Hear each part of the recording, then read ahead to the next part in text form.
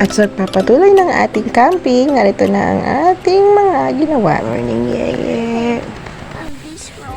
Good morning, Yaya. Morning. This robot is missing. Good morning. Oh, only head. We'll find it later. Oy. It's nice. It's a nice place. Ang ambon.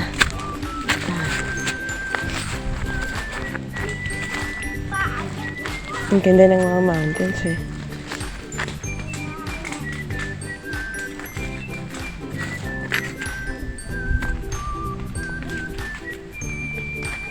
Tulad nga ng pangako ko, ito na ang ating view sa umaga. Malamig ang panahon ngayon. Sobrang ginaw dito. Kaya naman, kailangan talaga namin ng something na magpapainit sa aming mga katawan. Ngunit wala kaming dalang lutuan. Oh, no. Kailangan namin ng kape. It's so cold. Ay, sila lang pala magkakape. Milo pala sa akin. Kasi naman, sa dami-dami ng dala namin, wala pala kami dalang lutuan. Akala ko kasi may lutuan na dito eh. Next time, pagbalik namin, dadaling ko na talaga yung mga lutuan dito. In short, dadaling ko na yung buong bahay namin. Sana all, may kape, or may Milo, may something na makakain. Sa kabilang campers, mga nagka-camp dun sa kabilang gilid namin, nagluluto na sila. May nakita po ako, nagluluto ng itlog. Ay nako, sana all talaga, pero mamaya papakuha tayo ng kape sa baba. Medyo nakakatamad lang kasi bumaba kasi nakakapagod naman kaya ito yung tent namin. Nakakatawa siya kasi kahit saang size, pwede mo siyang buksan. Dito sa likod to eh. Hirap lang buksan ito. Teka lang. Hirap kasi pag isang kamay lang ang gamit mo eh. Wait lang. And then, tada! O, diba, nasa likod sila. Doon ako lumabas sa kabila. Tapos dyan ako nagbukas. Diba? Pagka gusto mong buksan yan, 4 na sides niyan pwede mong buksan. Then, fresh na. Ito naman yung view dun sa Candila Monument. Sabi nila, nung panahon doon ng hapon, ito yung ginamit nilang mga kuta. Tinayo nila yung ano na yan, parang pinaka-tower na yan para makita nila sa baba yung mga kalaban nila. Sabi nila yun. Hindi ko pa sure. Wala pa kasi ako nakausap ng mga hapon. Anyway, ayan yung view. Tingnan mo, ang ganda dyan, oh. Nung last na punta namin ni Papa dito, wala pa talaga itong mga kahit anong mga structures. Yan, ganyan yung pwesto namin noon. So, we're trying to reenact dyan, yung picture namin noon. Puro mga katalahib pa yan noon. Diba? Ang sarap balikan. After how many? More than a decades nang makabalik kami dito bago pa ako mag-abroad noon. Ito naman yung view sa kabilang side ng tent namin. Nandiyan yung mga nagka-camp dyan. Sabi ng mga tour guide dito, may mga nagka-camp mga dito. Minsan daw, 3 days pa sila bago bumaba. Grabe yun. Parang masarap naman talaga kasi mag-stay dito kasi garuin mo, kakapagod umakyat, tapos bababa ka na naman. Pero, so refreshing talaga. Salamat sa gawa ng Lord, diba? Ayan yung tent namin. Ayan, salamat. May kape na. Masayang-masaya na ang madlang people. Pwede na magkapit, magpainit sa mga lamig na panahon. Yung dalawang bata nandiyan pa sa tent. Si Yaya tulog pa. Si Kuya, ewan ko kung anong ginagawa dyan. Let's go guys. Magkape na tayo. Magmamaylo pala ako. Sila magkakape. Buti na lang may kaibigan si Papa na nagto-tour guide din dito. Siya yung tumakbo sa baba para kumuha ng kape at bumili sa baba. May bilihan po sa baba bago kumakit dito. Kaya lang po, hindi ko alam kung magkano yung mga presyo nila. Nakahiram yata siya ng Telmos kaya meron kami pang kape dito. Ayan, titimpla ko na si Papa. Favorite niya kasi yung timpla kong kape. Diba? Oh, wow! At tinawag na nga rin namin ang aming mga kasamahan para makapagkape na rin sila at wala pa naman kami pagkain. Siguro mamaya papabili na lang kami ng cup noodles. Ayan, pisingin na natin talaga yung dalawa dito. Yan, Kuya. Ayan, nagising na si Kuya. Pinalabas na namin si Kuya. You go up on the stairs? You said the mountain doesn't have stairs, right?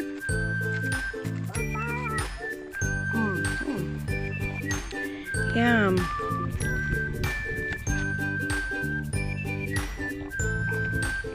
Grabe, ang sarap i-appreciate ng creation ng Lord. Paano siya nakagawa ng ganun kagandang lugar, diba? Na hindi lahat ng tao ay napupuntahan at nakikita or na-appreciate. Salamat, Lord, for this beautiful weather, for this beautiful people, and for this beautiful place that you've created. Ito nga pala yung tent na isa namin kasamahan. Nakakatawa yung tent niya, diba? Cute. At itong mag-ama ko ay hindi napigilan ng sa kanilang mga sarili at naglibot-libot sa paligid hanggang sa nakita sa mga ng trail or track ba to para sa mga motor. Pwede pala dito. Tumaat. Oh. Okay. Mga Mga big, ano yung mga enduro, ganun. Isus, kagwapo lang ng mag-ama ko. Love ko kayo. Yan siguro yung kabilang side na tinuturo ni Ryan kanina, no? Kada hapon, no?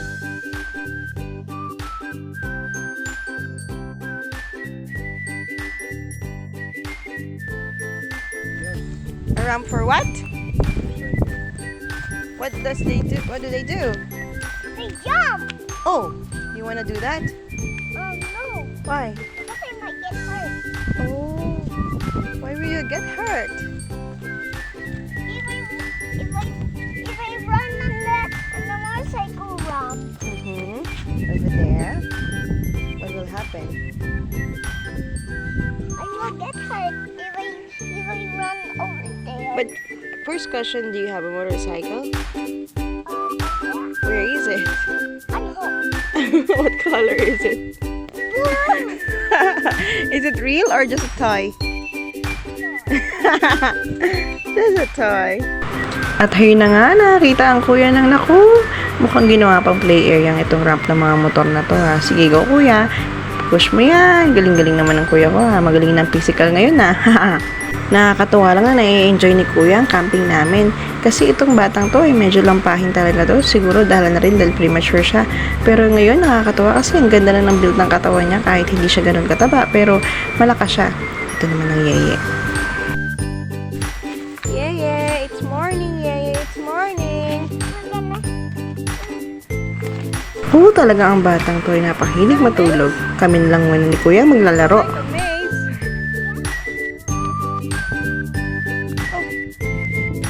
Go this way? Go. I'll follow you. In fairness ha, ang gaganda ng mga halaman dito. Salute sa mga nag-aalaga dito sapagkat mahirap talaga ang tubig dito. Ang hirap iakyat eh. Kami nga sa CR wala talaga as in palang tubig. So doon lang tayo sa leged. Sa mga nagbabalak pumunta dito, welcome na welcome po tayo.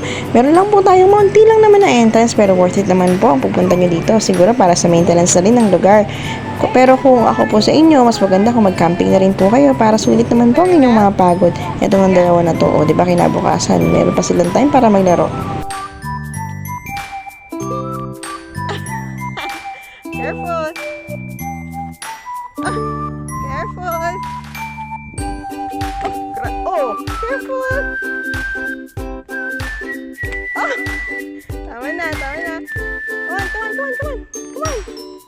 Masaya rin talaga yung lumalabas kayo paminsan-minsan, lalo na kung buong pamilya kasi nare-refresh kayo, tapos nagkakaroon pa kayo ng bonding. Eto nga, sabi ko sa kanila, let's take a photo in this spot. Kaya lang medyo madilim pala, hindi ko napansin, pero okay na, it's just the memory naman. O diba talaga naman pagkuha ng mga family photos, sadya nga pakahirap, habulan pa kami ng mga bata para lang makuha ko sila dalawa. Makukulit. Ayan si Yeye, mamaya si kuya naman. O, tada! Love you guys!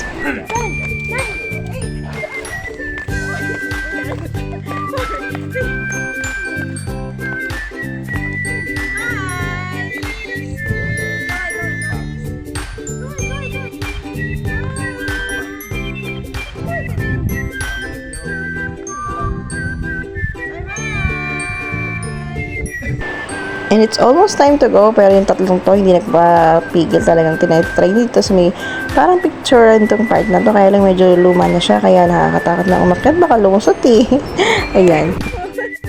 Are you having fun, mahal? Are you having fun? Are you happy? Come on here, come on. Are you happy? Say hi. Ang kulit-kulit ni Yeye talaga itong batang to kasi magalakas talaga siya sa physical eh. Ayan, tinan mo nga, kahit maliit, nakakasuot, diba? Pero pag malaki, nakahakbang. Sana all. Ako kasi kailangan ko pang umikot para dumaan sa tamang daanan. Pumunta kami dun sa pinaglalaroan ni Kuya kanina, dinala namin si Yeye. Sandals mo. Madalas yun, mahal. Pagpaahin na lang kaya. Oh, galing naman ni Papa. Happy Yeye. Wow.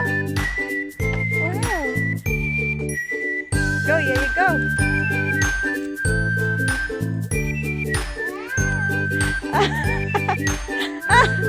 Look at Kuya. Go, Yeye. it! You can do it, Theo. Oh? Kinakabahan. Kinakabahan. One step at a time, okay? Oops. Oops.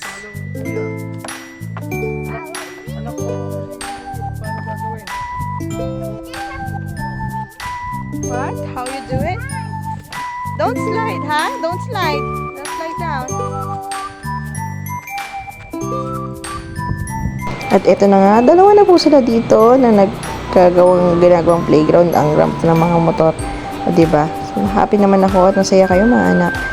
Worth it naman lahat ng pagod. Hi! Thank you Lord for the family and for the love.